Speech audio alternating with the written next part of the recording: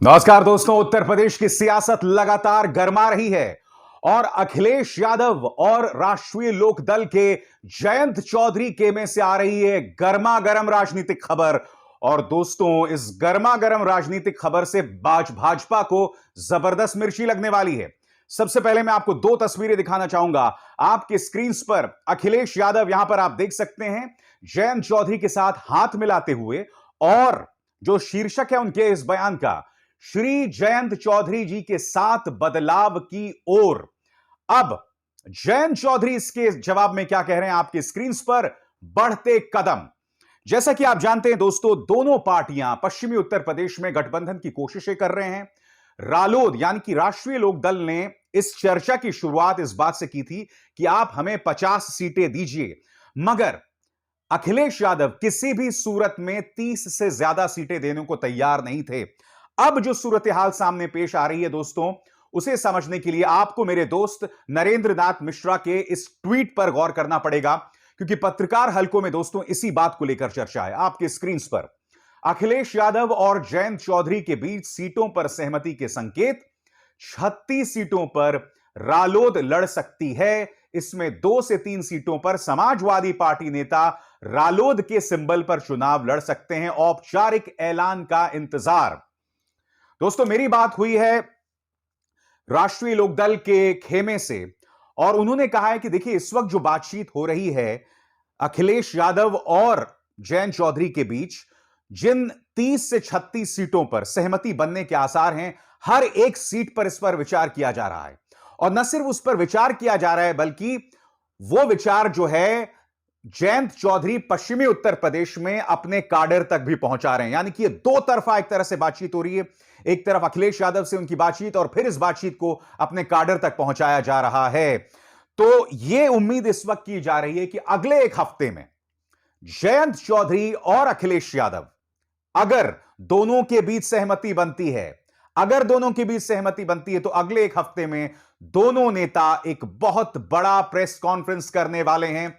इस वक्त जयंत चौधरी जो हैं वो वापस दिल्ली का रुख कर चुके हैं, मगर एक बहुत बड़ा प्रेस कॉन्फ्रेंस अगले एक हफ्ते में हो सकता है, जिसमें इस बात का ऐलान हो सकता है कि पश्चिमी उत्तर प्रदेश में रालोद जो है वो करीब 36 सीटों पर चुनाव लड़ेगी। 30 से 36 सीटों पर चुनाव लड़ेगी। अब अगर यह सही हो जाता है तो यह भारतीय जनता पार्टी के लिए बहुत बड़ा झटका है दोस्तों। क्यों? क्योंकि भारतीय जनता पार्टी जो है बुरी तरह से इस वक्त जयंत चौधरी के पीछे पड़ी हुई थी। मैं आपको बताता हूं, सूत्रों के हवाले से खबर आ रही है कि उन्होंने जयंत चौधरी को केंद्र में मंत्रिमंडल का भी लालच दिया है। कुछ जानकारियां यह भी आ रही हैं कि राष्ट्रीय लोकदल को जबरदस्त पेशकश की गई है। मंत्रिमंडल तो मैं आपको बता चुका हूं, उसकी पेशकश जयंत चौधरी को की गई। इसके अलावा वो जबरदस्त पेशकश क्या है आप जानते हैं, क्योंकि उसी जबरदस्त पेशकश के चलते इन्होंने मध्य प्रदेश में सरकारें गिराई हैं, कर्नाटक में सरकारें गिराई हैं विपक्ष की, और कई जगहों पर।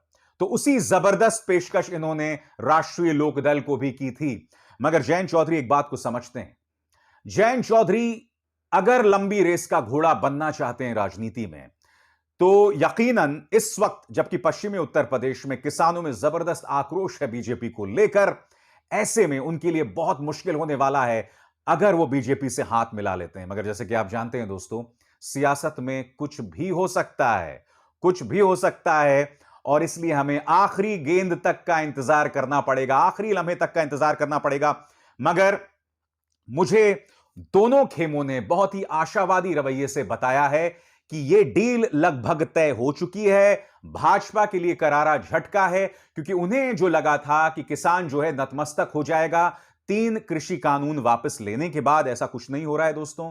किसान तो यह कह रहा है कि भाई चलिए, कम से कम अब तो आपने माना मैं किसान हूं, 1 साल का क्यों इंतजार किया तुम? अगर 1 साल पहले अगर यह फैसला ले लेते तो 600 किसान नहीं मरते। वो 600 किसान जो मरे हैं, उनके परिवार इतनी आसानी से बीजेपी को माफ नहीं करने वाले हैं दोस्तों।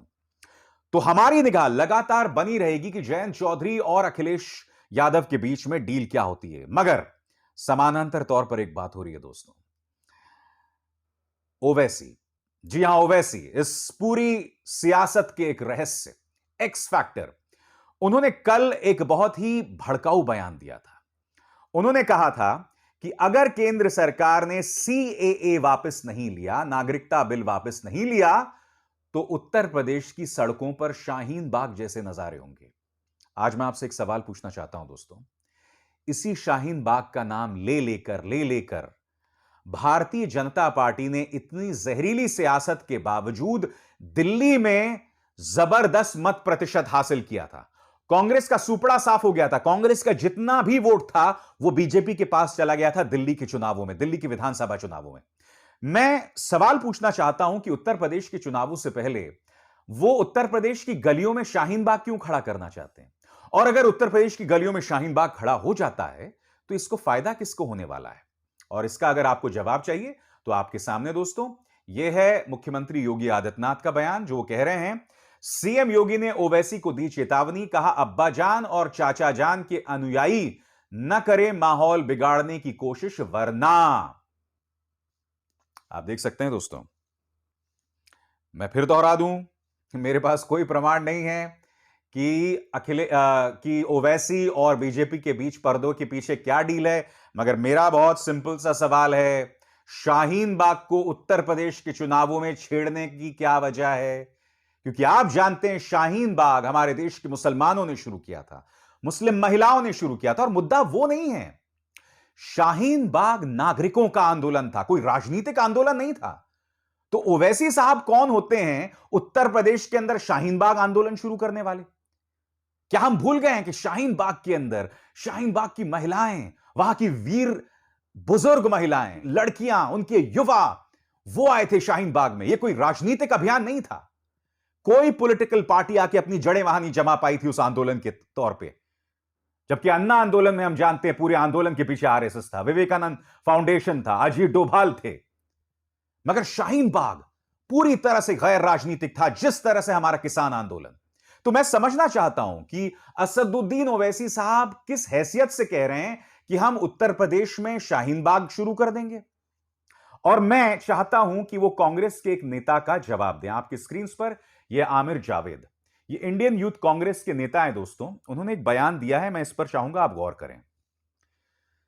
उन्होंने कहा है कि हैदराबाद से असदुद्दीन ओवैसी के 7 एमएलएज और 1 एमपी ने, किसी ने भी हैदराबाद के अंदर जब सीएए और एनआरसी को लेकर आंदोलन चल रहा था उसका समर्थन नहीं किया।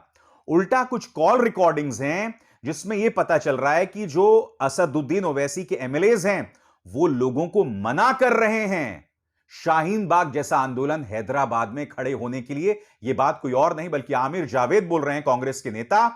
सवाल ये, अगर असदुद्दीन ओवैसी के जो विधायक हैं या उनके जो सांसद हैं हैदराबाद से, वो हैदराबाद के अंदर शाहीन बाग का आंदोलन नहीं खड़ा कर पाए जैसे कि कांग्रेस का नेता दावा कर रहा है, तो आप बाराबंकी में अब जाके क्यों शाहीन बाग आंदोलन खड़ा करना चाहते हैं?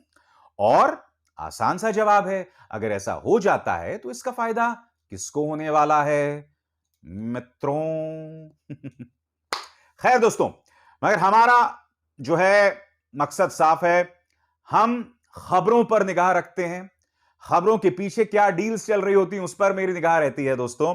और एक छोटा सा मैं आपको एक और ट्वीट दिखाना चाहता हूं जो कि retired IAS officer Surya Pratap Singh ने किया है।